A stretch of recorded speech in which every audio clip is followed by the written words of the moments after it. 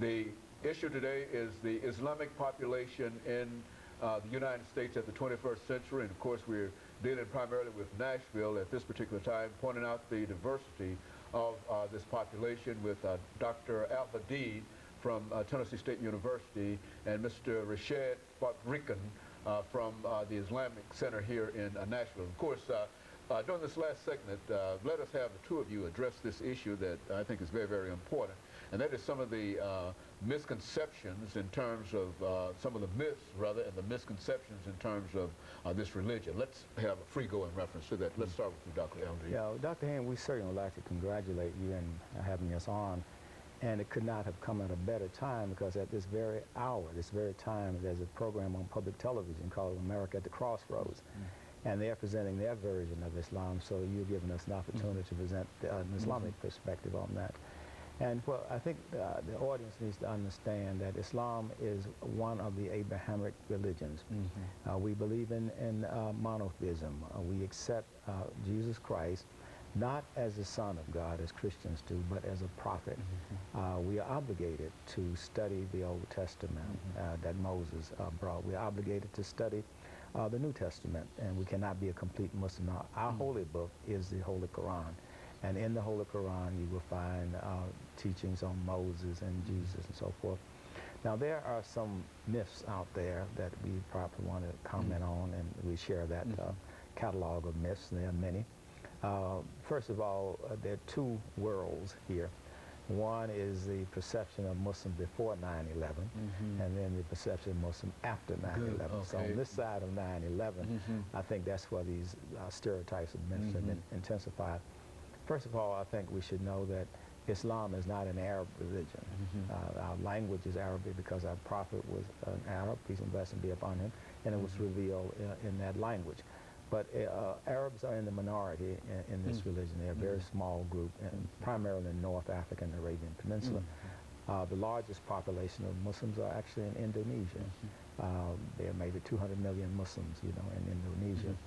And in terms of the way things are going now, when we look at the news today, you see what's going on in Baghdad, you see what's going on in Afghanistan, and that is not the true face of Islam.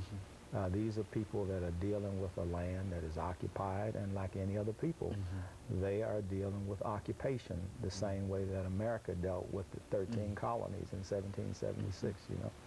And I think people need to understand it, you know, in that context. Another stereotype about Muslims is that we oppress women because the way of Muslim women dress, some wear the veil, some wear the hijab, the headscarf. And it's not the oppression of women, it's an act of modesty. That's a part of our culture. And a lot of time, Western feminists and the Western media try to encourage Muslim women to not dress in this modest way. But our culture is different from the Western culture, and those Muslim women who strongly believe in Islam, they wear this hijab and they wear this particular type of dress. As a matter of course. As a part of the culture. And if you go back to the early years in the United States, the women wore long dresses, you know, like the pilgrims and so forth.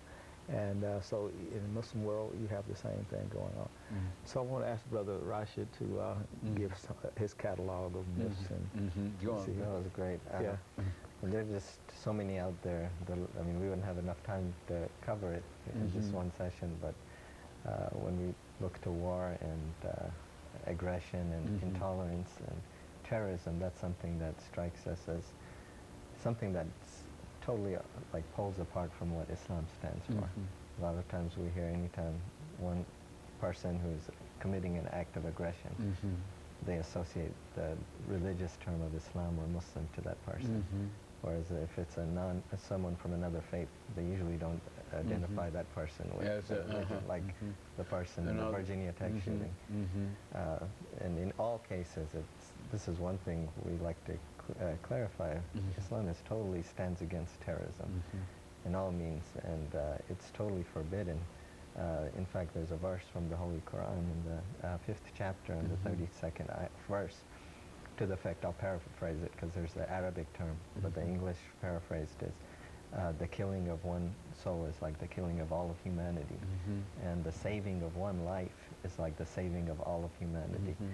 In fact, the Prophet Muhammad, when we just go back to our roots, at the time of Prophet Muhammad, the teachings in the Quran, the way he dealt, they avoided fighting for 13 years in Mecca. They were being persecuted, killed, tortured, and it was only in the last 10 years where they were able to fight back, defend themselves. And during those times, there was a strict code of conduct during war, combatant versus uncombatant, that Prophet Muhammad forbade killing children, elderly, the innocent, and even burning down trees and crops and buildings. These were all forbidden because Islam is the religion of peace, and God says in the Quran that, I'll recite the Arabic, La ikraha fi din, let there be no compulsion in religion. And there's another verse that's in the 2nd chapter, in the 8th chapter. He says, وَإِن جَنَهُ لِلسِّلْمِ فَجْنَهْ لَهَا وَتَوَكَّلْ عَلَى اللَّهِ. If they incline towards peace, then you incline towards peace and place your trust in God. So in terms of terrorism, Islam forbids even harming an innocent. So weapons of mass destruction go way, I mean, that's like killing someone. Well, it seems that the religion has, in a real sense, been hijacked. It has. And it's getting a bad reputation because all of those things that you say how do you explain that, Doctor? Well, you know, there's a history in the West. There's a book by Samuel Huntington called The Clash of Civilizations. And the archetypes that we're dealing with now, it's almost, you have the tension between the Christian West and the Muslim East. And it's almost like we're skidding back to the days of the Crusades because people are seeing the modern current events through the lens of the Crusades. And there's no such thing in Islam. Jihad does not mean a holy war. Jihad means struggle, making effort. So for example, if I'm trying to solve a calculus problem, that's jihad. If I'm working, trying to get money to feed my family, that's jihad. Jihad means struggle, and life is struggle. So jihad is life. And so people take that kind of language and say there's a holy war, there's no such thing. No wars are holy. And then so on the opposite side of that, you have the Crusades and so forth. So I think that in terms of that conflict, you know, Islam is strictly against oppression, it's strictly against violence. It's a religion of peace. The very word Islam means peace, and that's the way I would view that. Mr. Fakhruddin, over the last 2 minutes that we have here, why don't we allow you to make a couple of statements so that we can end by having Dr. AAl-Hadid sort of summarize what he believed we could do, because he and Dr. Baldwin, and especially your book, Cross and Crescent, I want him to say some statements in reference to that. Give us some statements about some of the things that you're thinking about now. A few things is we really invite people to learn about Islam. We're not here trying to proselytize or trying to convert people. That's not what we just want people to be educated and want ourselves to be represented according to the scriptures of the Quranic text and what Islam stands for. And we invite, we have people come to the Islamic Center on a weekly basis, classes, or we go, people ask us to share what the true message teaches. So that's all. We want to represent it properly, and we're just so glad to be in this community. Very good. Make some statements about the book that you and Dr. Lewis Baldwin co-authored, dealing with Cross and Crescent. We wrote a book that came out in 2002 entitled Between Cross and Crescent. Dr. Baldwin is a Christian scholar and I'm a Muslim scholar, so we decided that we'd write this book using as narrative the life of Dr. Martin Luther King and also the life of Malcolm X.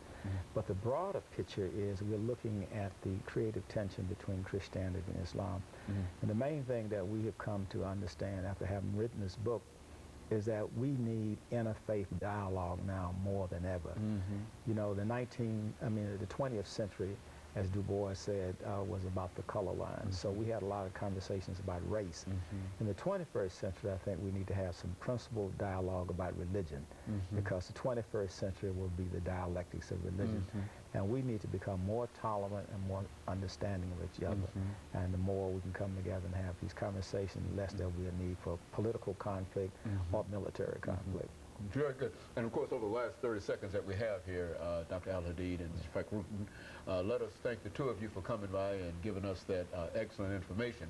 While we were unable to perhaps cover all of the myths and misunderstandings and misconceptions, we do feel that we gave a fairly good idea in terms of the difference between the religion that you're practicing now and the difference between the kind of religion that we see on our televisions late in the afternoon. And of course, we want to thank you for that. And let us also encourage our audience to tune in again next week for another informative edition of Comments. Thank you and good morning.